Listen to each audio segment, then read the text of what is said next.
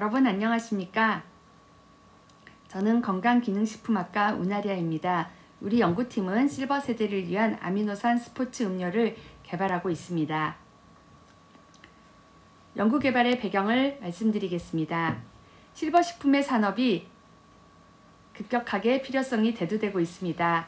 잘 아시다시피 우리나라는 이미 고령화 사회로 진입하고 있고 이미 고령 인구의 비가 14% 이상으로 차지하고 있습니다. 그래서 선진국에 비해서 훨씬 더 빠른 속도로 고령 사회로 진입하고 있습니다. 실버 세대의 의식이 변화되고 있습니다.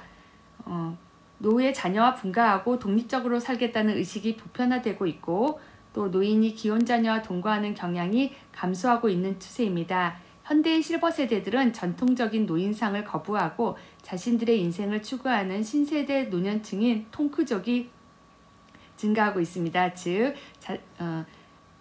자식들에게 의지하지 않고 두 부부가 건강한 생활을 하겠다는 그런 의식이죠. 경제적으로 사회적으로 독립된 위치의 노인들이 본인의 삶을 가꾸기 위한 방향으로 노인을 보내고 있는 액티브 실버들이 건강 추구 활동을 확대하고 있습니다. 이러한 액티브 실버 세대들은 경제력 향상과 더불어서 소비도 고급화 추세를 가지고 있습니다. 생활환경과 라이프 스타일이 바뀌고 가치관이 변하고 경제력을 갖춘 실버 세대가 등장하면서 건강한 노후 생활에 대한 관심이 고조되고 있습니다. 따라서 건강 관련 식품 또 스포츠 활동에 대한 소비 지출이 향상되고 있고 인구 고령화에 따른 실버 식품에 대한 서비스 시장도 확대되고 있습니다.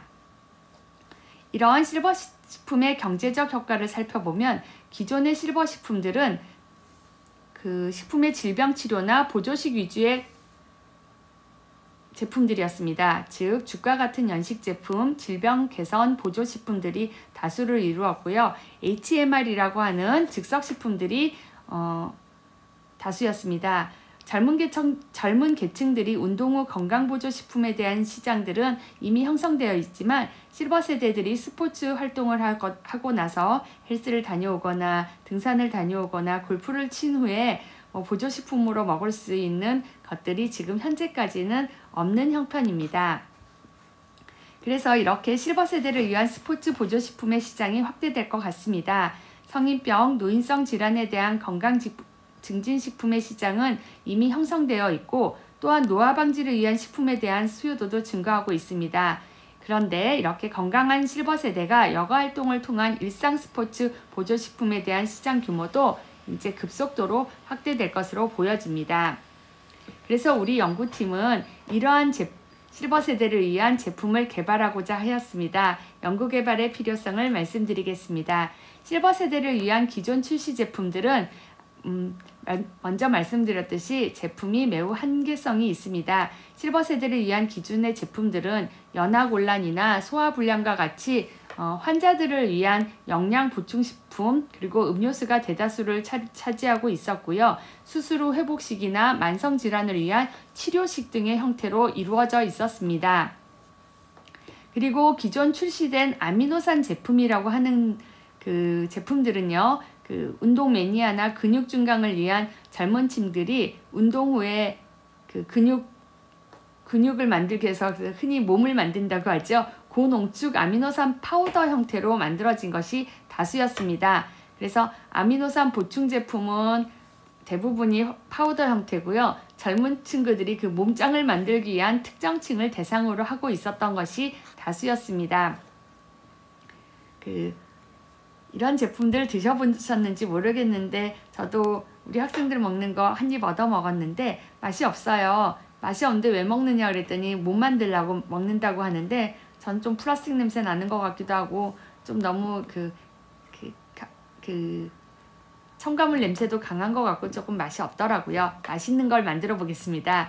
지금 현재까지 국내 케어푸드 시장은 급성장하고 있습니다. 그래서 이렇게 고령 친화식품의 규모는 2조 원 이상으로 돌파하고 있고요. 과거에 이 환자를 타겟층으로 하는 실버푸드 개념에서 지금은요 식단관리나 건강식품을 제공하는 개념으로 전환하고 있습니다. 실버 계층뿐만 아니라 청장년 저변까지 넓혀가는 이런 그 신성장 동력 산업으로 부상할 것으로 예상이 되고 있습니다.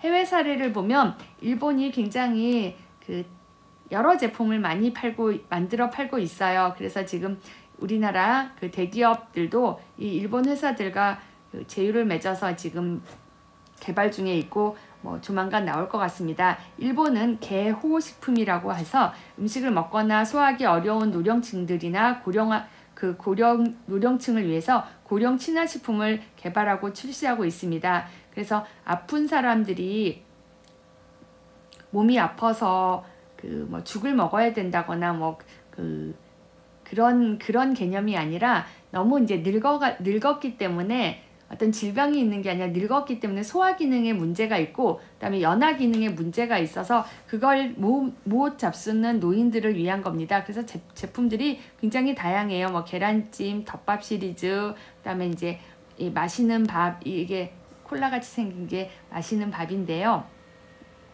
일본 개호식품은 약간 컨셉이 그 노인이 한참 잘 나갈 때, 그러니까 젊었을 때 회사 다닐 때 그런 추억을 자극하는 식품인 것 같아요. 그러니까 내가 한참 30대, 40대, 50대 회사 다니면서 돈도 잘 벌고 정말 내가 산업의 일꾼으로 있었을 때 우리 회사 앞에, 우리 공장 앞에 있던 그 덮밥집 그거 먹고 싶다 하는데, 지금은 그 덮밥집까지 이제 좀 가서 먹기가 이제 좀 나이가 들으니까 좀 행동도 부자연스럽고, 그 다음에 특별히 질병이 있는 건 아니지만 기운이 없는 거죠. 그리고 넘길 수가 없어요. 그래서 그 덮밥이지만 딱 떠가지고 이렇게 냄새를 맡아보면, 아, 그때 그 회사 앞에 그 덮밥의 맛이에요.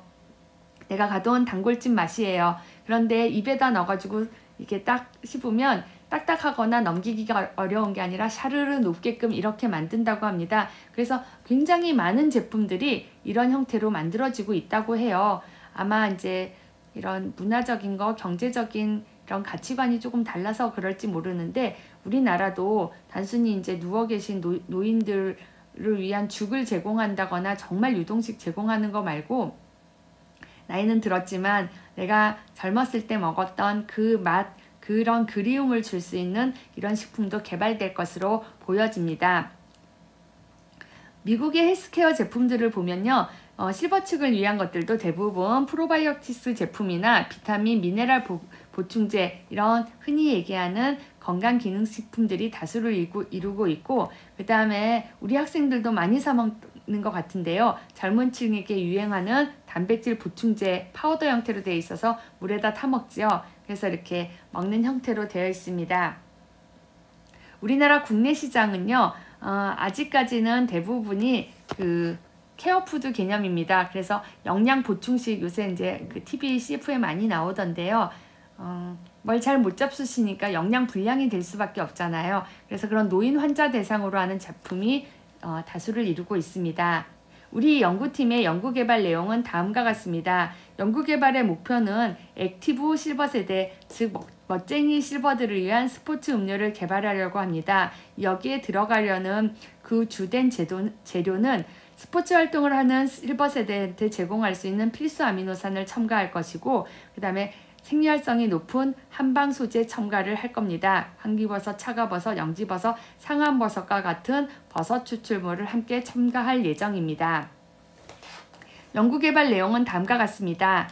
이렇게 액티브 실버 세대를 위한 스포츠 음료를 지금 개발하고 있습니다. 아미노산 최적 비율을 확립하고 있는데, 아미노산 첨가 스포츠 음료를 노인 영양 섭취 기준에 맞게 필수 아미노산 첨가 비율을 확립해서 지금 제품화하고 있습니다. 특히나 조건부 필수 아미노산인 알지닌을 강화시키고 있는데, 알지닌은 강장작용을 주는 아미노산입니다. 그리고 이 아미노산의 음료수의 용매로서 작용할 수 있는 음료수 추출물을 한방 소재를 가지고 만들 예정입니다. 그래서 영지버섯, 차가버섯과 같은 버섯 한방 소재를 가지고 만들고, 이들의 추출 조건을 확립해서 지금 제품화에 시도하고 있습니다. 그리고 이렇게 한방 소재 추출물을 항산화 활성을 측정했습니다. 총 페놀 함량, 총 플라보노이드 함량, DPPH 라디칼 소고능을 분석했습니다. 그래서 지금까지 낸 연구 성과를 몇 가지 소개해 드리겠습니다.